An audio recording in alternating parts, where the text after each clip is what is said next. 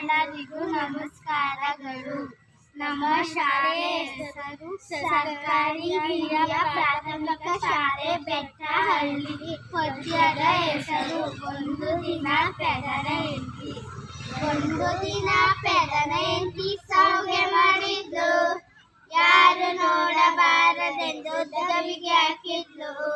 ಅಲ್ಲಿಂದ ಬಂದ ಪೆದ ತೆಗೆದು ನೋಡಿದ, ಹಾರ ಹಾರ ಹಾರ ಎಂದ ಕೊರಳಿಗೆ ಹಾಕೊಂಡ.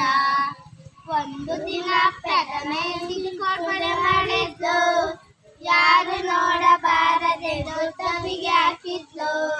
ಅಲ್ಲಿಂದ ಬಂದ ಪೆದ ತೆಗೆದು ನೋಡಿದ, ಬಳೆ ಬಳೆ ಬಳೆ ಎಂದು ಕೈಗೆ ಹಾಕೊಂಡ.